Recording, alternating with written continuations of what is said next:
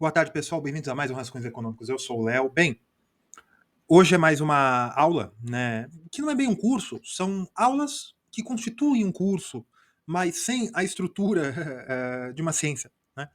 Porque eu me propus ensinar um pouco ou falar um pouco sobre ética econômica, filosofia econômica. E veja, não é filosofia da economia, porque filosofia da economia é uma matéria fechada, de determinada maneira, que pode ser HPE, História do Pensamento Econômico, que trata dos filósofos ou das filosofias que influenciaram a economia. Quando eu falo de filosofia econômica, são os pontos filosóficos ou os pontos metafísicos que nós devemos prestar atenção quando nós tratamos de economia para nós entendermos o que é o que nós estamos falando e não uma justificativa de comportamentos ou de economia política em si. Tá? Léo, qual a diferença? Bem, o que é o fenômeno econômico, o que nós podemos tratar, se existem coisas que são éticas ou não, se é preciso moralidade para as transações econômicas ou não. Esse tipo de coisa foi respondido por uma série de filósofos, foi tratado por uma série de filósofos, mas aqui eu não quero responder essas questões. Eu quero levantar essas questões. Por quê? Porque nós estamos mergulhados na ordem liberal. E mergulhados na ordem liberal, nós já partimos do princípio de berço de que as transações econômicas elas são mais ou menos neutras moralmente. O que é um problema, porque nada é moralmente neutro a princípio.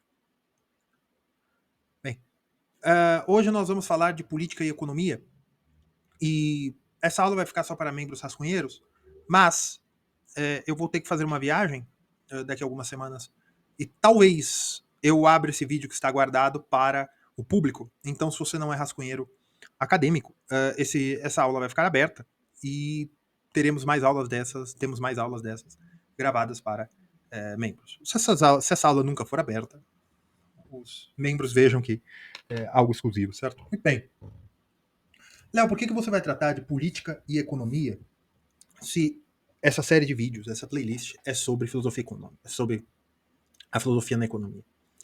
Bem, vocês devem ter visto que eu lancei um vídeo sobre soberania, e tem um vídeo de uma semana atrás, mais ou menos, que eu tratei da Você Não Entende Economia. Que eu falei dos 4 braços econômicos, né? Que eu mostrei o fluxo circular da renda, né? Que aqui você tem empresas, aqui você tem famílias, né? As famílias ofertam algumas coisas, as empresas ofertam outras coisas, certo? E as empresas pagam salários, aí as famílias consomem.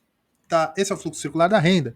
E aí eu falei uma coisa que criou uma confusão, mas sinceramente porque vocês são analfabetos, não porque vocês não, mas as pessoas que fizeram essa confusão, porque, veja, se eu estou tratando de fluxo circular da renda e a minha preocupação é falar de como a renda circula na sociedade, e eu digo que há o Estado e, para fins de fluxo circular da renda, o Estado é análogo a uma empresa. O que quer dizer isso? Que eu acho que o Estado é legítimo, que eu estou tratando a legitimidade do Estado, que eu estou falando que o Estado pode ser uma empresa? Não, meu amigo, eu estou falando o seguinte: o Estado demanda dinheiro das famílias e empresas, e oferece algo para essas famílias e essas empresas. O que ele pode oferecer? Ele pode oferecer segurança, ele pode oferecer serviços públicos, limpar calçadas, desentupir bueiros, serviço universal de saúde, segurança de fato, não no Brasil, né? Que você, se alguém bater no seu carro, você vai num fórum, que o fórum dá um jeito, aí você não precisa ficar com uma barra de ferro, cometendo um outro crime para resolver um delito. O Estado ele realmente pode oferecer serviços. E, para fins de fluxo circular da renda, o Estado é análogo a uma empresa. Mas, Léo, a empresa cria valor. O Estado não está criando valor. Ele cria valor. Ele não ser eficiente é outros 500. Léo, como assim o Estado cria valor? Se o Estado tem monopólio da violência, e ele realmente impõe esse monopólio, apenas o Estado pode tomar a sua casa, seu carro, seu celular, e ele só fará isso mediante processo judicial e por algum delito que você tenha tomado. Gente, isso já melhora o império da lei, principalmente a lei criminal, e também o respeito aos contratos. Isso são serviços que são prestados. Isso melhora o ambiente de negócios. Melhorando o ambiente de negócios, são serviços que sim alteram o fluxo circular da renda. Ponto. Léo, mas aí você tratou de uma frase, agora você está explicando. Sim, porque o negócio é o seguinte, ali eu estava falando apenas para o fluxo. Ele retira dinheiro da sociedade via impostos e devolve via serviços. Léo, mas os serviços não criam renda. Sim, mas o funcionário público recebe salário, pelo amor de Deus.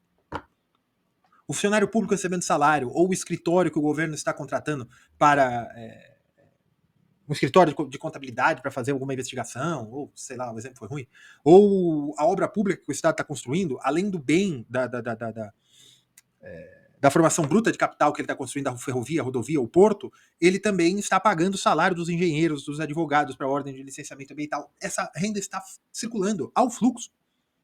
Léo, e por que você está falando isso? Porque é o seguinte, gente, isso é economia. O fluxo circular da renda. Aí, nesse mesmo vídeo, veio alguns camaradas e falaram: parei de assistir quando você falou que o Estado é análogo a uma empresa. Que o Estado só destrói, rouba e não sei o quê. Eu já fiz a explicação por que o cara tem problemas sérios de interpretação de texto, mesmo que texto falado. E veio outras pessoas que falaram: parei de assistir, ou qualquer outro tipo de frase, dizendo quando você fez a separação entre firmas e empresas e disse que isso não é política. Isso é uma escolha política. Ah, bicho. Eu preciso de um adicional de salubridade. Porque veja, gente, o negócio é o seguinte. Este negócio de que a política está em tudo, né, que tem aquele poema horrível que quando eu era adolescente eu gostava, o analfabeto político é o pior dos analfabetos, porque por sua omissão, alguma coisa assim, o preço do peixe, do pão... Ah, gente, pelo amor de Deus. Calma. Ou política é uma coisa determinada, que é a tomada de decisões e a estrutura que garante que aquelas decisões terão eficácia. Isso é a classe político-militar de qualquer nação. Política é tomar decisões e garantir a eficácia. Isso aqui é a política em si, é a tomada de decisões, e a garantia da eficácia, ela também é política. Você pode ser por negociação, por discursos, por argumentos, isso é política, certo? Isso é política pública, ou pode ser política privada, política empresarial, política de empresas, política dentro de ambientes religiosos, política universitária para você liberar verbas, política familiar é um pouco complicado porque as famílias eu não gostaria de colocar nessa posição, mas ainda você tem as intrigas dentro das famílias, esse tipo de coisa. Garantir a eficácia da tomada de decisões é a negociação. Ou a força. Vamos ser platônicos? Você tem 3 classes de homens. Você tem os intelectuais, você tem os guerreiros e você tem os trabalhadores. Você tem 3 tipos de poder. Léo, você que inventou isso? Não. Isso aqui, Olavo de Carvalho tratou sobre isso. Mário Ferreira dos Santos tratou sobre isso. Platão tratou sobre isso. Alguns filósofos que vocês falaram que não são filósofos trataram sobre isso. A escolástica tratou sobre isso. Ortega y Gasset, de uma determinada maneira também. Tá?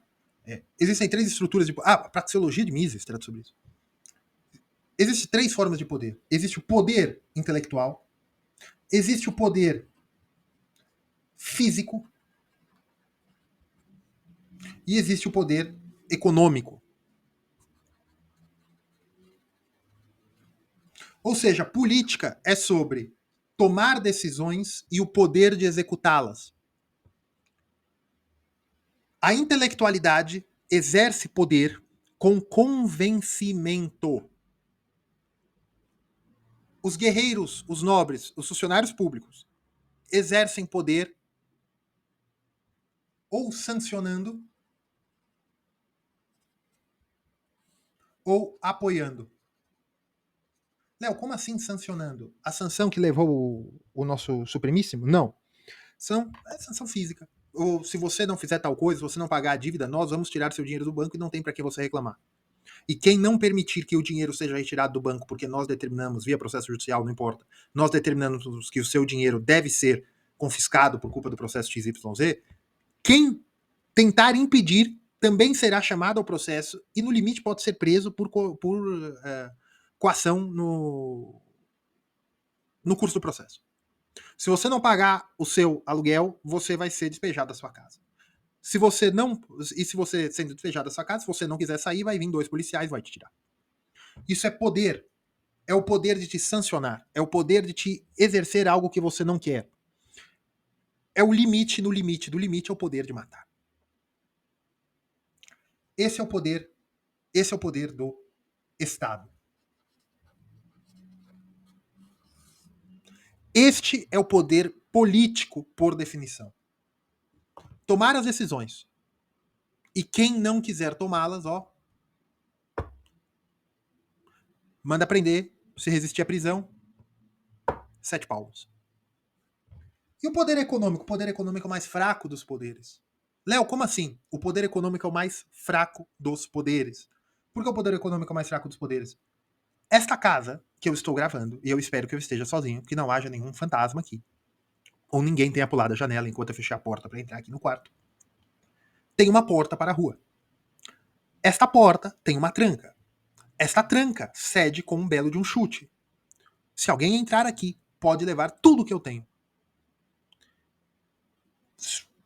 Mesmo eu não sendo uma pessoa pequena, mesmo não sendo uma pessoa tão velha, para uma pessoa que quer me tomar de assalto, eu não ofereço muita resistência. Principalmente aqui, né? Eu tô numa situação em que eu tô parado, tô pensando em outra coisa, o cara pode pegar de surpresa, esse tipo de coisa. Veja, por que o poder é mais fraco?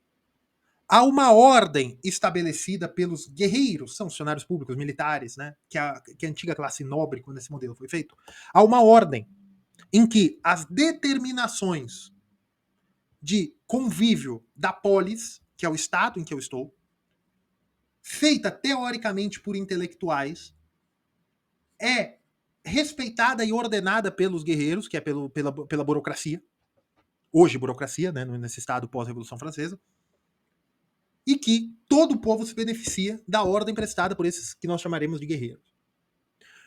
Então eu estou aqui, se alguém tentar entrar na minha porta, eu chamo a polícia e espero que eles cheguem rápido o suficiente, e mesmo se o cara levar tudo, eu estou na Armênia, não estou no Brasil, eles vão recuperar.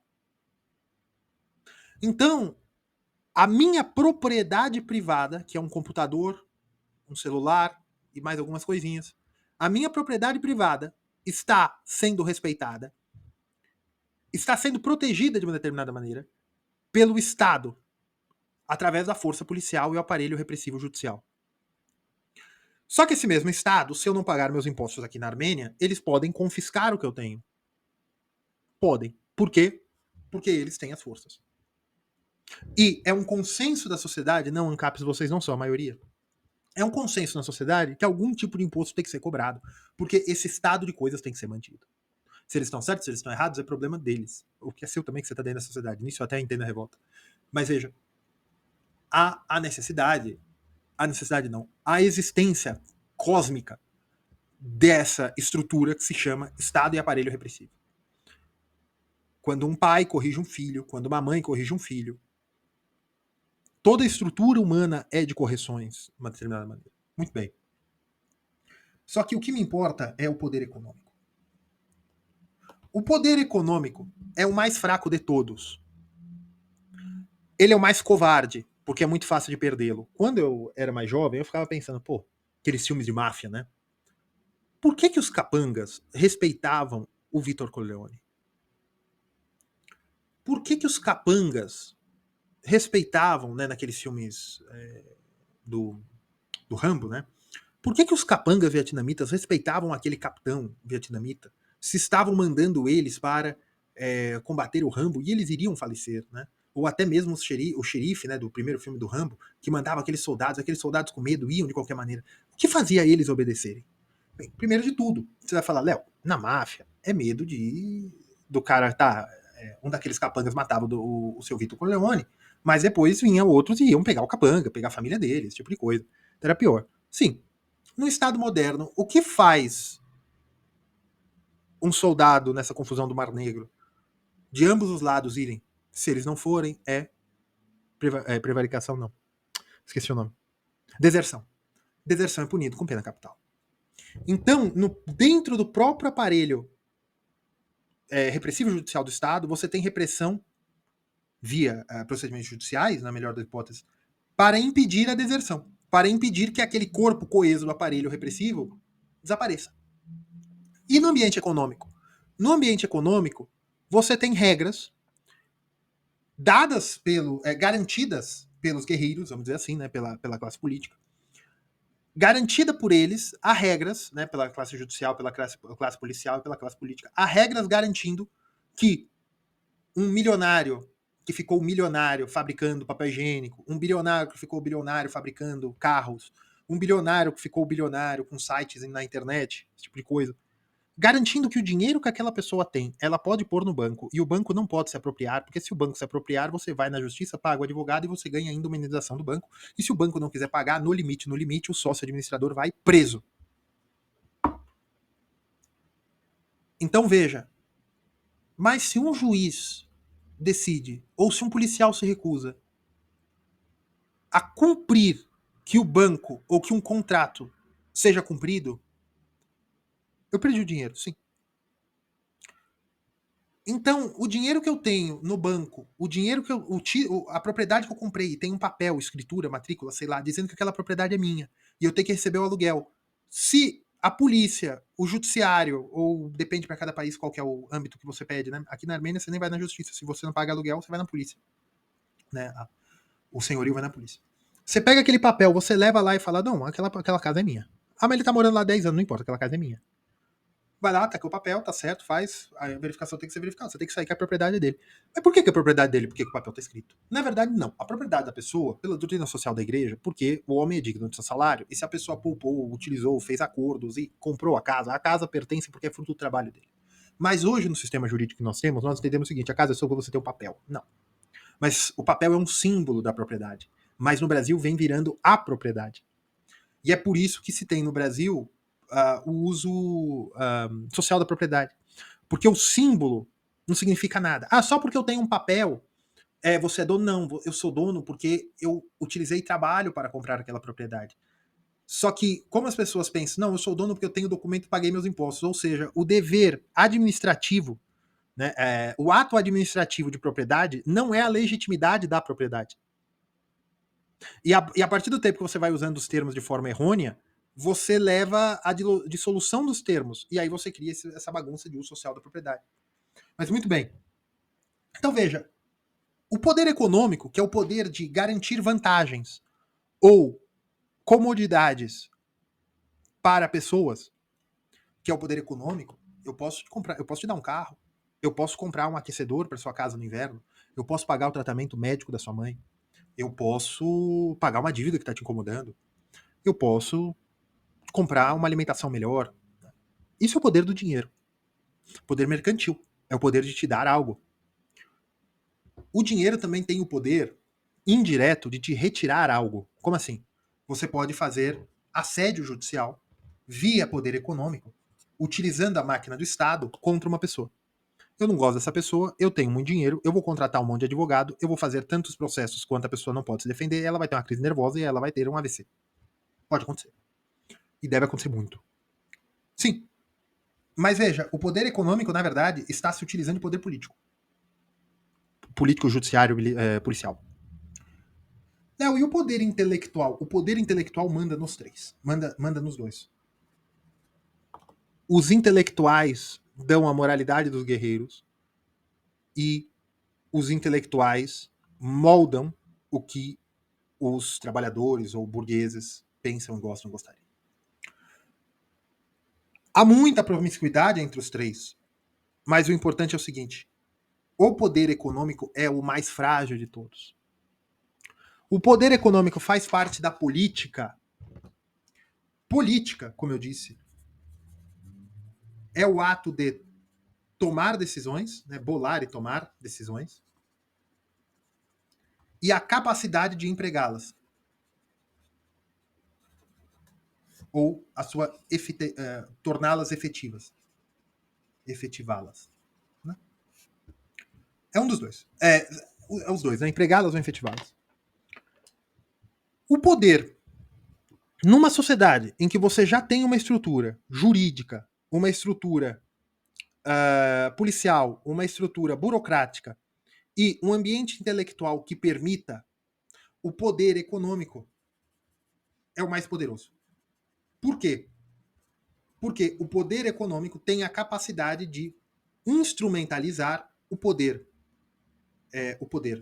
político, né? E por político eu quero dizer policial, burocrático. Ele tem a capacidade de instrumentalizar o poder político e patrocinar quem fará parte da esfera intelectual. Léo, o que é isso? Welcome to the liberal order. Bem-vindos à ordem liberal. Este é o inferno que nós vivemos. A política econômica, a economia, ela estuda, né, o fluxo circular da renda, esse tipo de coisa, tal. O fluxo circular da renda é uma invenção da ordem liberal? Não, ele sempre existiu. Só que hoje a quantidade de renda que é tirada das pessoas por razões não econômicas é pequena, né? Não no Brasil, mas roubos, assaltos, né, esse tipo de coisa, desastres naturais, é menor do que costumava ser. Não no Brasil. Então, hoje, a realidade do fluxo e do dinamismo econômico vem quase que totalmente das trocas comerciais, mercantis e produtivas dentro da sociedade e de serviços. Então, hoje, estudar economia é estudar dentro da ordem liberal, mas é estudar apenas o fluxo da renda. E melhorar, otimizar o fluxo da renda ou instrumentalizar o fluxo de renda para resolver alguns problemas do bem comum da polis, por exemplo, como o vídeo que eu falei ontem, do problema da soberania, que muito bem você ser soberano, só que o problema é o seguinte, Cuba é o país mais soberano das Américas. Só que por causa disso levou um embargo. Então você quer pagar o preço do embargo. Quem vai tomar essa decisão? Os agentes econômicos? Os agentes políticos? Os burocratas, a polícia e o exército, que têm força para se contrapor a outro Estado. Né? Os burocratas aqui é a diplomacia também, e os burocratas que são os eleitos. Né? Os políticos eleitos. São eles que têm poder de se contrapor a outro Estado, são eles que têm poder de costurar acordos e de chegar para o poder político, para o poder econômico, que fala, vendedor de roupa, vendedor de curso, seu comerciante. O negócio é o seguinte, nós mandamos aqui dentro, mas caso nós não respeitamos, caso nós não façamos o que nós precisamos na esfera internacional, nós não temos capacidade de manter a ordem. Por ordem eu não quero dizer um país sem homicídio, esse tipo de coisa. Não, a ordem é o estado de coisas. Nós não conseguimos manter a nossa soberania aqui dentro. Então, você vai ter que se sacrificar um pouco. Você se sacrificando um pouco, você vai perder um pouco de poder. Você perdendo um pouco de poder, o que você vai fazer? O poder econômico pode chegar e pode começar a pressionar. Porque o poder político, ele não é único. Você tem várias pessoas, você tem vários caciques eleitorais, vários caciques partidários, você tem vários fontes de poder, principalmente no Brasil. O poder econômico pode patrocinar um poder ou outro. O poder econômico pode chegar nos intelectuais e começar a patrocinar por intelectuais. Infelizmente, nós temos que colocar os jornalistas, tá? Atualmente. Que é a mídia falante. Para convencer o resto da população para que o poder político tenha menos poder. Para que o poder político se esforce mais para manter o estado de coisas e para ele não abrir um flanco de revolta popular, ele tem que negociar com o poder econômico que está patrocinando alguma revolta, alguma coisa. Ou outros núcleos de poder. Eu, uma vez fui à Inglaterra e eu vi um barquinho de um rei que eu nunca mais achei. Foi no Museu de Greenwich, um museu que fica perto de Greenwich. O museu não é de Greenwich, ele fica ali do lado, nos campos. Que era um barco de um rei que ficou 3 dias em cima do rio Tamisa, não ficava longe da margem, porque isso era 1000, não sei quanto, porque os camponeses, no século X, provavelmente, século X, 11, os camponeses estavam revoltos por alguma coisa que ele fez, não era do ponto de vista econômico, era do ponto de vista moral, e demorou 3 dias para os cavaleiros apoiarem o rei a reprimir a revolta de 50 camponeses. 50 camponeses. E os cavaleiros reprimiram a revolta, então vocês vejam que há sim a possibilidade do povo se revoltar e o poder político precisa de força de repressão. O poder econômico não existia muito à época, mas você tinha sim alguns camponeses que tinham dinheiro para manter aquela revolta, para comprar ferramentas, para deixar pessoas longe do campo produzindo, eles tinham alguma economia para manter aquilo, alguma renda flutuante. Então, por esse exemplo, que eu nunca consegui achar, mas eu juro para vocês que eu li isso no museu, mas vocês podem encontrar outras situações que, veja, a ordem se estabelece e a ordem é burocrática. Quando um Estado faz uma operação contra golpes, contra revoluções, é para manter a ordem. E é normal o Estado ser mais repressivo com isso do que desvio de corrupção. Porque o desvio de corrupção não ataca o Estado em si. Léo, você está tratando de economia política, você está falando de poder. Porque veja, a política que existe dentro da economia são pessoas que têm muito dinheiro, ou muitas pessoas juntas, entidades de classe patronais, pressionando o poder político para que o poder político modifique a ordem, as leis, a razão de entendimento jurídica, melhore problemas que realmente ocorrem do ponto de vista de segurança pública, ou construa uma rodovia, ou mude um imposto para fazer protecionismo, para utilizar a política, que é a capacidade repressiva do Estado, burocrática, julgamentos, esse tipo de coisa, para auxiliar a parte econômica daquela sociedade. Veja, no fluxo circular da renda, eu posso melhorar a renda, como eu já disse, construindo uma ferrovia. Rio-São Paulo. Posso melhorar a renda construindo Itaipu. De onde vinha o poder da ditadura militar? Vinha da ponta dos fuzis. De quem? Do Marechal Castelo, Castelo Branco era Marechal? Acho que era Marechal Castelo Branco. Vinha do Marechal Costa e Silva. Vinha do General Médici. Vinha do General Geisel. Não. Vinha da ponta da pistola da Força Pública do Estado de São Paulo, vinha da ponta do fuzil dos recrutas da Força Aérea, da Marinha e do Exército. Só que o Código Militar fazia que aqueles recrutas, aqueles soldados rasos, os policiais das guardas civis dos estados na época, tivessem que obedecer à hierarquia. E a hierarquia obedecia os seus superiores, né, o oficial, o tenente obedecia ao seu capitão, que obedecia o seu major, que obedecia o seu o capitão, que obedecia o seu tenente, e agora eu esqueci as patentes, o tenente capitão, eu esqueci as patentes. Mas enfim, que ia respeitando os que vinham de acima. Por quê? Porque ele tem medo também do aparelho repressivo do Estado. Como Castelo Branco conseguiu resolver o problema da falta de disciplina dentro das Forças Armadas na época posterior, 6 meses depois do golpe militar de 64? Com repressão, prendendo gente? Não. Ele fez uma determinação econômica. Qual? Os militares que fossem presos e retirados das suas patentes perderiam seus salários e seus soldos. E as pensões para as filhas. Os militares, com medo dessa atitude de força econômica, que é privá-los de uma benesse, eles entraram e fizeram coesão. Durkheim, a coerção gera coesão, que é a ordem. Muito bem. E para que tudo isso em economia? A economia é o fluxo circular da renda. É como a sociedade trata, valora e produz com escassez. Porque não dá para produzir tudo ao mesmo tempo, não dá para consumir tudo ao mesmo tempo, não dá para pagar tudo ao mesmo tempo. Isso é o fluxo circular da renda. É como nós distribuímos, produzimos, lidamos e guardamos bens escassos que têm utilidade. A economia, ela tem poder? Tem.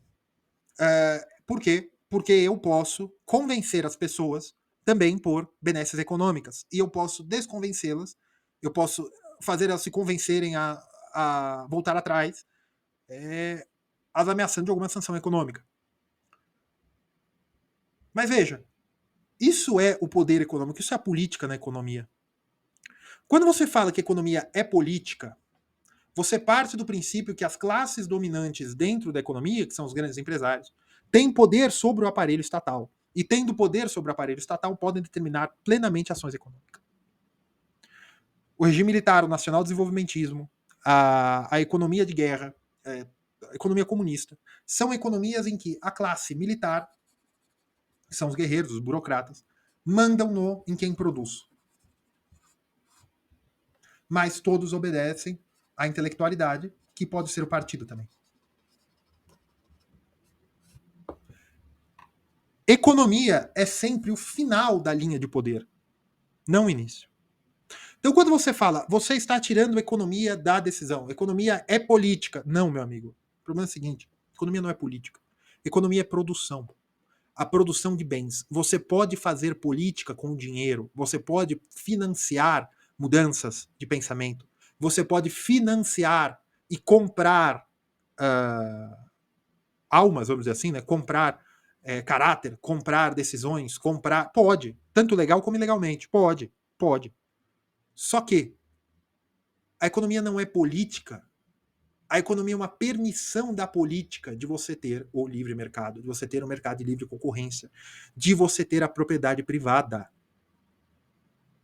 Os economistas se dedicam na otimização da utilização de bens e serviços, né, escassos. Nós estudamos macro, micro, finanças e Ecopol, economia política, para que nós possamos tomar decisões, verificar e apresentar à classe dominante, que é a classe política, o que ela pode fazer de acordo com o interesse ou o bem comum, ou o interesse nacional, se nós estamos falando de um Estado-nação. O bem comum, quem decide? A política.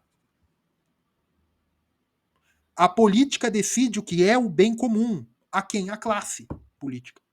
Aos burocratas, policiais, aos militares. Os intelectuais têm o poder de doutrinar e dar um parâmetro de realidade. E normalmente por isso que os intelectuais mandam na política, vamos dizer assim. Macro, micro, finanças, economia política é o estudo da economia. Mas, Léo, por que economia política está dentro? Não, porque também eu tenho que falar o seguinte, olha, a melhor maneira de fazer a economia crescer, de eu ter mais bens, de eu ter mais prosperidade, é adotar a ordem liberal. Isso é economia política. Com o tempo, a ordem liberal na economia, que é um argumento liberal, inclusive, pode gerar a liberalização da política, porque se a burocracia e o controle é cada vez menor e as pessoas começam a perceber que uma ordem em respeito de contratos faz bem a todo o ambiente econômico, o poder desta classe diminui, porque ela precisa interferir menos e qualquer intervenção que ela faça é menos bem vista pelo povo. E os intelectuais também se rendem porque são os intelectuais que fazem a Ecopol. Porque, na verdade, o estudo da economia é um estudo intelectual.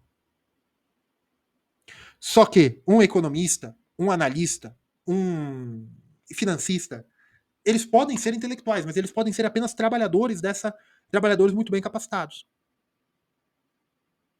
Nós, sendo apenas trabalhadores muito bem capacitados, nós temos uma certa capacidade intelectual. Mas nós somos a classe intelectual. Então, a economia não é, de maneira alguma, política. A força positivista da economia, né, a economia positiva, a economia normativa, elas servem às classes políticas e, evidentemente, que os grandes empresários, grandes proprietários de terra, os ricos, a elite, têm a capacidade de influenciar os políticos, porque os políticos também podem ganhar com prosperidade econômica ou com a manutenção daqueles grandes industriais, agricultores e comerciantes que azeitam a máquina política na ordem liberal. Essa aqui eu fui bem fundo. Eu expliquei platonismo, aristotelismo, teoria perennialista, bem forte. Eu vou esperar vocês digerirem essa aula. Eu já tinha tratado esse tema de alguma maneira. Mas antes, eu também queria falar uma coisa sobre política, já que nós já estamos falando sobre filosofia da economia. Veja, vocês falam esquerda e direita. Eu não gosto dessa terminologia. Porque esquerda e direita são pontos de vista do mundo, são posições geográficas. E elas são todas relativas. Então esse negócio de quem era de direita ontem virar esquerda hoje e vice-versa, é porque a câmera vai mudando de lugar. Né? O ponto de vista vai mudando, point of view. Eu cheguei a até gravar um pouquinho sobre uma nomenclatura antiga de posições econômicas, de posições políticas, mas eu vi que ia ficar muito longo e ia perder um pouco o intuito dessa aula. Então, talvez eu volte a isso depois, se houver conexão com a economia.